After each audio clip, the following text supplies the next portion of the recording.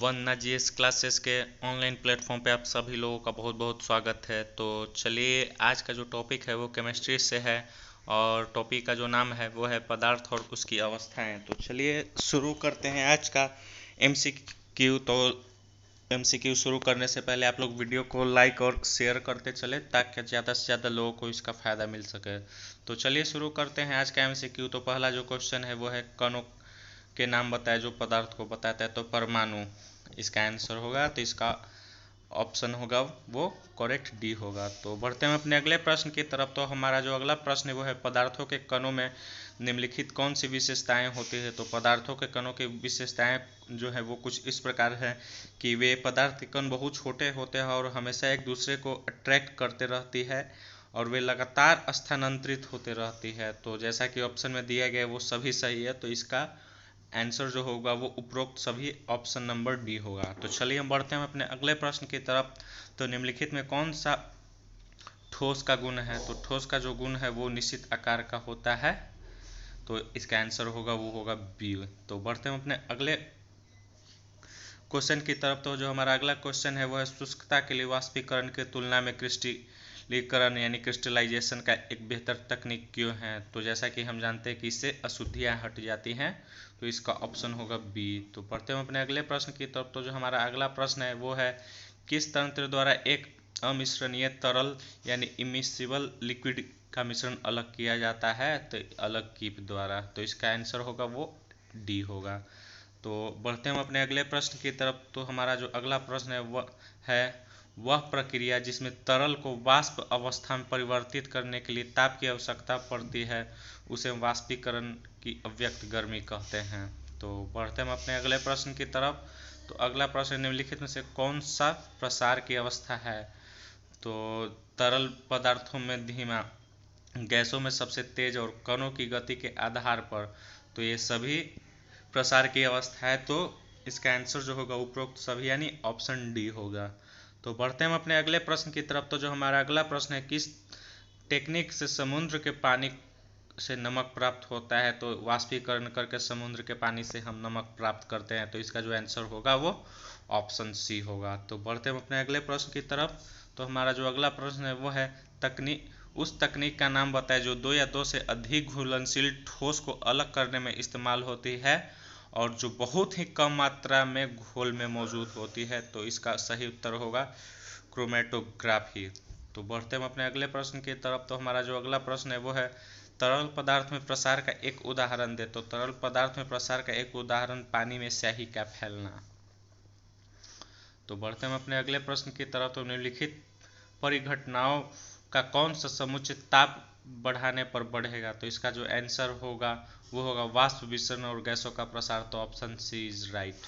तो बढ़ते हम अपने अगले प्रश्न की तरफ। तो हमारा अगला जो प्रश्न है वो है सीमा ने एक प्राकृतिक गैस संपीड़न इकाई का निरीक्षण किया तथा पाया कि ताप एवं दाब की विशिष्ट परिस्थितियों में गैस को द्रवित किया जाता है। अपने अनुभवों को मित्रों के साथ बांटते हुए भ्रमित हो गई कि द्रवण के लिए परिस्थितियों को सही समुच्चय पहचानने में उसकी मदद कीजिए। तो इसका जो आंसर होगा वो निम्न ताप और उच्च दाब होगा। तो बढ़ते हम अपने अगले प्रश्न की तरफ। तो हमारा जो अगला प्रश्न है वो है तरल पदार्थ में प्रवाह का अद्वितीय गुण होता है। तो निम्नलिखित में से कौन सा कथन सही है। तो पहला जो ऑप्शन है वो है केवल गैस तरल के समान व्यवहार करती है। तो ये बिल्कुल गलत है। दूसरा जो ऑप्शन है गैस तथा ठोस तरल के समान व्यवहार करती है। तो बिल्कुल गलत है। गैस तथा द्रव तरल के समान व्यवहार करते हैं। तो ये ऑप्शन जो है वो बिल्कुल आपका सही है। तो इसका ऑप्शन नंबर सी होगा। तो बढ़ते हैं अपने अगले प्रश्न की तरफ। तो प्रश्न नंबर 14वां जो है ग्रीष्म काल में जल को मिट्टी के बर्तन में रखने पर किस परिघटना के कारण वह ठंडा हो जाती है। तो वाष्पन के कारण जल मिट्टी के बर्तन में रखे हुए जल ठंडा हो जाती है। तो बढ़ते हम अपने अगले प्रश्न की तरफ। तो अगला जो हमारा प्रश्न है वो है कुछ पदार्थों को उसके कणों के माध्यम आकर्षण बलों के बढ़ते हुए क्रम में व्यवस्थित किया गया है। निम्नलिखित में से कौन सा सही व्यवस्था को निरूपित करता है। तो चलिए आइए हम देखते हैं। जल वायु पवन बिल्कुल गलत है। वायु शर्करा और तेल बिल्कुल गलत है। ऑक्सीजन जल और शर्करा ये बिल्कुल सही है। तो इसका आंसर होगा ऑप्शन नंबर सी। तो चलिए बढ़ते हम अपने अगले प्रश्न की तरफ। तो 25 डिग्री सेल्सियस, 38 डिग्री सेल्सियस और 86 डिग्री सेल्सियस को केल्विन के माप क्रम में परिवर्तित करने पर इन तापमानों का सही उपक्रम क्या होगा। तो जैसा कि हम सभी जानते हैं कि 273 के अप्रॉक्सीमेट होता है, तो जैसा कि आप 1 डिग्री सेल्सियस में आप 273 जोड़ेंगे, ठीक उसी तरह 25 डिग्री सेल्सियस में 273 डिग्री केल्विन आप जोड़ेंगे तो जो मान होगा वो होगा 298 केल्विन। तो बढ़ते हैं उसी तरह से ठीक 38 डिग्री को हम ऐड करेंगे 273 में केल्विन में, तो 311 केल्विन होगा। और 66 डिग्री सेल्सियस को केल्विन में बदलने के लिए हम उसको 273 के साथ ऐड करेंगे तो 339 केल्विन होगा। तो चलिए बढ़ते हैं हम अपने अगले प्रश्न की तरफ। तो हमारा अगला जो प्रश्न है वह निम्नलिखित में से सही कथन का चयन कीजिए। तो ठोस का द्रव अवस्था से गुजरे बिना वाष्प में रूपांतरण वाष्पन कहलाता है, तो ये बिल्कुल गलत है। तो अगला जो ऑप्शन है वो आपका बी है, वाष्प का द्रव अवस्था से गुजरे बिना ठोस में रूपांतरण ऊर्ध्वपातन कहलाता है, तो ये बिल्कुल सही है। और ये पिछले साल 2019 के बिहार एसआई के एग्जाम में ये क्वेश्चन आया था। तो आप लोग एक बार प्रीवियस ईयर के जो भी सारे बिहार एसआई, एसएससी और रेलवे के क्वेश्चन है उसमें आप ये देख सकते हैं और खुद से भी एनालिसिस कर सकते हैं।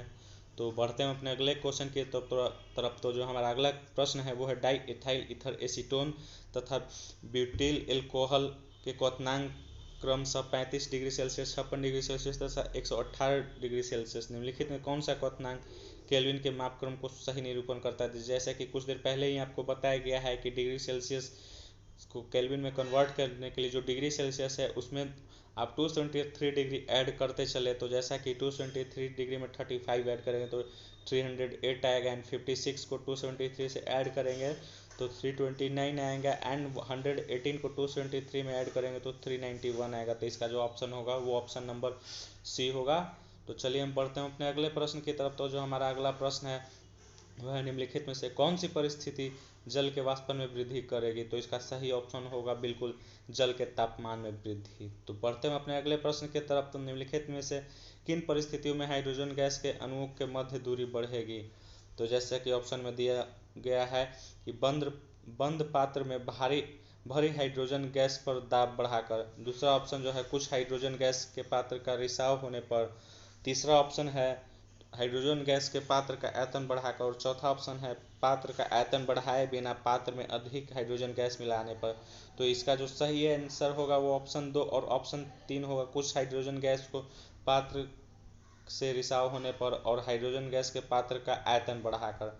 तो चलिए आप सभी लोग ज़्यादा से ज़्यादा क्वेश्चंस का प्रैक्टिस कीजिए और हमेशा एनालिसिस भी कीजिए प्रीवियस ईयर के क्वेश्चन के कि किस सेक्शन से और कहाँ से कितने क्वेश्चन आता है, ताकि आपको ज़्यादा से ज़्यादा बेनिफिट इसका मिल सके। तो जो भी आपके डाउट्स हो वो कमेंट के माध्यम से हमें पूछ सकते हैं, और ज़्यादा से ज़्यादा वीडियो को शेयर और लाइक करते चले। तो चलिए, वरना जी इस क्लासेस में आने के लिए आप सभी लोगों का बहुत बहुत धन्यवाद।